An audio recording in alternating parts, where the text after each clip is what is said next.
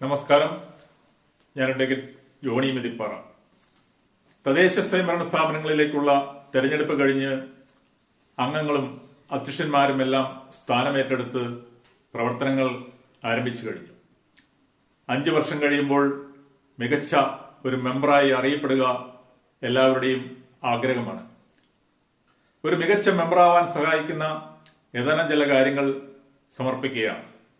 ഒന്ന്, നിങ്ങളുടെ വാർഡിനെ അറിയുക, മനസ്സിലാക്കുക എന്നുള്ളതാണ്. തെരഞ്ഞെടുപ്പ് സമയത്ത് നിങ്ങൾ എല്ലാ വീടുകളിലും പോയി വോട്ടുകൾ അഭ്യർത്ഥിച്ചിട്ടുണ്ടാവും. ആ വീട്ടിലേക്കുള്ള വഴികളും നിങ്ങൾക്കറിയാമായിരിക്കും. പക്ഷേ ഇനി ഒരിക്കൽ കൂടി നിങ്ങൾ എല്ലാ വീടുകളിലും പോകണം. വെറുതെ പോയാൽ മാത്രം പോരാ. ഓരോ വീട്ടിലും എത്തിച്ചേർന്ന് ആ വീടിനെ പഠിക്കണം. ആ വീട്ടിലെ അംഗങ്ങൾക്ക് എന്താണ് ജോലി, അവിടുത്തെ കുട്ടികള്, യുവാക്കള്, പ്രായമായവര്, മുതിർന്ന പൗരന്മാര്, ആ വീട്ടിലെ രോഗികളെ ആരെങ്കിലും ഉണ്ടെങ്കിൽ അവരെപ്പറ്റി, ഭിന്നശേഷിയുള്ളവരെ പറ്റി, വീടുള്ളവര്, വീടില്ലാത്തവര്, വാടകയ്ക്ക് താമസിക്കുന്നവർ തുടങ്ങി സകല കാര്യങ്ങളും ചോദിച്ച് മനസ്സിലാക്കണം. കൂടാതെ ആ പ്രദേശത്തെ പ്രാദേശിക ആവശ്യങ്ങൾ കൂടി ചോദിച്ച് മനസ്സിലാക്കണം. കുടിവെള്ളം, വൈദ്യുതി, റോഡ്, തെരുവ് വിളക്കുകള്, തോട്, കുളം, മാലിന്യ സംസ്കരണ സംവിധാനങ്ങൾ തുടങ്ങി പൊതു ആവശ്യങ്ങളെപ്പറ്റിയും ചോദിച്ച് മനസ്സിലാക്കണം. 2, നല്ലൊരു കേൾവിക്കാരാകുക എന്നുള്ളതാണ്. നിങ്ങൾ വീടുകളിലൊക്കെ ചെല്ലുമ്പോൾ ആളുകൾ ഒട്ടേറെ പരാതികളും പ്രശ്നങ്ങളും ഒക്കെ പറയും. അതുപോലെ തന്നെ ഈ 5 വർഷവും ആളുകളുടെ ഒട്ടേറെ പരാതികളും ആവശ്യങ്ങളും ഒക്കെ നിങ്ങളുടെ അടുത്ത് ഉന്നയിക്കും. അപ്പോൾ തീർച്ചയായിട്ടും നല്ലൊരു കേൾവിക്കാരായെങ്കിൽ മാത്രമേ നിങ്ങൾക്ക് ആളുകളുടെ പ്രശ്നങ്ങൾ മനസ്സിലാക്കാനും അവയ്ക്കൊരു പരിഹാരം കാണാനും അവർക്കിടെ ഒരു ഇഷ്ടം സമ്പാദിക്കാനും ഒക്കെ കഴിയുകയുള്ളൂ. 3, വീടുകളിൽ പോയി കാര്യങ്ങൾ മനസ്സിലാക്കിയ ശേഷം ഒരു ഡേറ്റ ഉണ്ടാക്കണം. വ്യക്തിഗത ആവശ്യങ്ങളും പൊതു ആവശ്യങ്ങളും തമ്മിൽ തിരിച്ച് ഒരു പദ്ധതി തയ്യാറാക്കി നടപ്പാക്കേണ്ടതിന്റെ മുൻഗണന നിശ്ചയിക്കണം. ദീർഘകാലാടിസ്ഥാനത്തിലും പെട്ടെന്ന് ചെയ്യേണ്ട കാര്യങ്ങളെ സംബന്ധിച്ച് ഒരു തീരുമാനങ്ങൾ ഉണ്ടാവണം. 4, തെരഞ്ഞെടുപ്പ് സമയത്ത് നിങ്ങൾക്ക് രാഷ്ട്രീയം ഉണ്ടായിരുന്നിരിക്കാം. പക്ഷേ തുടർന്നുള്ള പ്രവർത്തനങ്ങളിൽ കക്ഷി രാഷ്ട്രീയ ഭേദമന്യേ ഉള്ള ഒരു സമീപനമായിരിക്കാം നിങ്ങൾക്ക് ഉണ്ടാകേണ്ടത്. ഗുണഭോക്താക്കളെയും മറ്റും തിരഞ്ഞെടുക്കുമ്പോൾ അർഹത നോക്കിയായിരിക്കണം. ഇടപാടുകളിൽ സുതാര്യത പാലിക്കുകയും ആളുകളുടെ വിശ്വാസം ആർജിച്ചെടുക്കുവാനും നിങ്ങൾക്ക് കഴിയണം. 5, ഒരു മെമ്പർ എന്ന നിലയിൽ ജനങ്ങളുടെ വിവിധ പ്രശ്നങ്ങളിൽ ഇടപെടുകയും മധ്യസ്ഥ വഹിക്കുകയും ചെയ്യേണ്ട സാഹചര്യങ്ങൾ വന്നേക്കാം. മധ്യസ്ഥ വഹിക്കുമ്പോൾ നിഷ്പക്ഷത പുലർത്താനും സത്യസന്ധത പുലർത്താനും ശ്രദ്ധിക്കണം. ജനങ്ങളെ ചേർത്ത് പിടിച്ച് എല്ലാവരെയും ഒത്തൊരുമിച്ച് കൊണ്ടുപോകാനായിട്ട് കഴിയണം.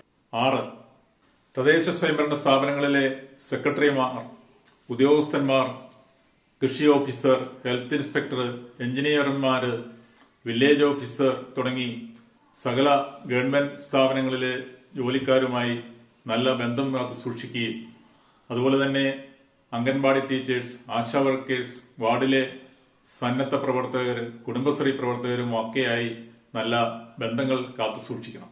7, ഏറ്റവും പ്രധാനപ്പെട്ട മറ്റൊരു കാര്യം panchayat Raj act, municipality act തുടങ്ങിയ നിയമങ്ങളിൽ നല്ല അറിവ് നേടുക എന്നുള്ളതാണ്. അത് മനസ്സിലാക്കി ഒരു പഞ്ചായത്ത് മെമ്പറുടെ അല്ലെങ്കിൽ മുനിസിപ്പൽ കൗൺസിലറുടെ കടമകളും ഉത്തരവാദിത്തങ്ങളും എന്താണെന്ന് മനസ്സിലാക്കാൻ കഴിയണം. അതുപോലെ തന്നെ ജനങ്ങൾ അത്യാവശ്യം അറിഞ്ഞിരിക്കേണ്ട മറ്റ് നിയമങ്ങളെ പറ്റിയും മനസ്സിലാക്കണം. സംസ്ഥാന ഗവൺമെന്റിന്റെയും കേന്ദ്ര ഗവൺമെന്റിന്റെയും വിവിധ ക്ഷേമ പെൻഷൻ പദ്ധതികളെ പറ്റി മനസ്സിലാക്കുകയും സർക്കാരുകളുടെ സമയാസമയങ്ങളിൽ ഉണ്ടാവുന്ന ഉത്തരവുകളെ പറ്റിയും മനസ്സിലാക്കണം. എങ്കിൽ മാത്രമേ തദ്ദേശ സ്വയംഭരണ സ്ഥാപനത്തിൽ ഓരോ ആവശ്യങ്ങളുമായി എത്തിച്ചേരുന്ന ആളുകൾക്ക് അവരുടെ ആവശ്യങ്ങൾ നിറവേറ്റി കൊടുക്കുവാനായിട്ട് നിങ്ങൾക്ക് കഴിയുകയുള്ളൂ. 8, അപകടം, മരണം തുടങ്ങിയ സന്ദർഭങ്ങളിൽ പെട്ടെന്ന് സ്ഥലത്തെത്തിച്ചേരാൻ കഴിഞ്ഞാൽ അത് ആളുകളുടെ വലിയ പ്രീതി പിടിച്ചുപറ്റുന്നതിന് സഹായകമാകും. രോഗികളെയും മറ്റും വല്ലപ്പോഴുമൊക്കെ ഫോണിൽ വിളിച്ച് സംസാരിക്കുന്നതും ക്ഷേമം അന്വേഷിക്കുന്നതും ഒക്കെ വളരെ നല്ലതാണ്. ഒട്ടേറെ സാമൂഹിക ഏജൻസികൾ വിവിധ ആവശ്യങ്ങൾക്ക് ധനസഹായം നൽകുന്നതായി നമ്മുടെ നാട്ടിലുണ്ട്. അവരെ കണ്ടെത്തി ചികിത്സാ സഹായവും അതുപോലെ തന്നെ മറ്റ് വികസന കാര്യങ്ങൾക്കുമൊക്കെ കണ്ടെത്താൻ കഴിഞ്ഞാൽ അത് വലിയ നേട്ടമാകും. 9, കാലത്തിന്റെ മാറ്റവും വാർഡിന്റെ ആവശ്യങ്ങൾ മനസ്സിലാക്കിയൊരു വികസന രേഖ തയ്യാറാക്കുക. വാർഡിന്റെ ആവശ്യങ്ങൾ മനസ്സിലാക്കി നൂതനമായ പദ്ധതികൾ തയ്യാറാക്കി അത് ബന്ധപ്പെട്ട തദ്ദേശ സ്വയംഭരണ സ്ഥാപനത്തിൽ അവതരിപ്പിച്ച് ആവശ്യമായ ഫണ്ടുകൾ നേടിയെടുക്കാനായിട്ട് കഴിയണം. അതുപോലെ തന്നെ കേന്ദ്ര ഗവൺമെന്റിന്റെയും മറ്റും വിവിധ കാര്യങ്ങൾക്കുള്ള ധാരാളം പദ്ധതികളുണ്ട്. അതിനുവേണ്ടി വളരെ വ്യത്യസ്തവും മനോഹരവുമായ പദ്ധതികൾ സമർപ്പിച്ചു കഴിഞ്ഞാൽ തീർച്ചയായിട്ടും ആ ഫണ്ടുകളൊക്കെ കരസ്ഥമാക്കാനായിട്ട് കഴിയും. അതുപോലെ തന്നെ ഓരോ വാർഡിലെയും റോഡുകളും പൊതുസ്ഥലങ്ങളും ഒക്കെ വളരെ വൃത്തിയാക്കി ശുചിയാക്കി പൊതുജന പങ്കാളിത്തത്തോടെ സൂക്ഷിക്കാൻ കഴിഞ്ഞു കഴിഞ്ഞാൽ അതും വലിയൊരു നേട്ടമായിരിക്കും. 10, വാർഡിലെ അംഗങ്ങളുമായി നല്ലൊരു ആശയവിനിമയം കാത്തു സൂക്ഷിക്കുക. അതിനുവേണ്ടി ഒരു വാട്സാപ്പ് ഗ്രൂപ്പ് ഉണ്ടാക്കുകയും അതിലൂടെ ആവശ്യമായ കാര്യങ്ങൾ അംഗങ്ങളെ സമയാസമയങ്ങളിൽ അറിയിച്ചുകൊണ്ടിരിക്കുകയും ചെയ്യുക. അവസാനമായി, ജനങ്ങളുടെ എല്ലാ ആവശ്യങ്ങളും നിറവേറ്റിക്കൊടുക്കാൻ നിങ്ങൾക്ക് കഴിഞ്ഞുവെന്ന് വരികയില്ല. പക്ഷേ അത് നിറവേറ്റാൻ ആത്മാർത്ഥമായി ഒരു ശ്രമം നടത്തണം. തീർച്ചയായിട്ടും നിങ്ങൾ ആത്മാർത്ഥമായ ഒരു ശ്രമം നടത്തിയാൽ ജനങ്ങളത് മനസ്സിലാക്കും. ഇത് നിങ്ങൾക്ക് ലഭിച്ചിരിക്കുന്ന വലിയ ഒരു അവസരമാണ്.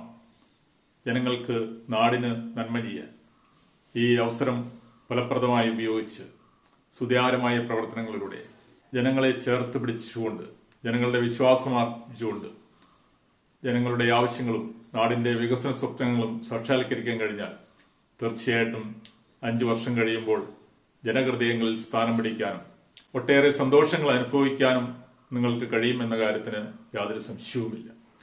തീർച്ചയായിട്ടും അങ്ങനെയൊരു സന്തോഷം അനുഭവിക്കാൻ നിങ്ങൾക്ക് ജനഹൃദയങ്ങളിൽ സ്ഥാനം പിടിക്കാൻ നിങ്ങൾക്ക് കഴിയട്ടെ എന്ന് ആശംസിക്കുന്നു. നന്ദി.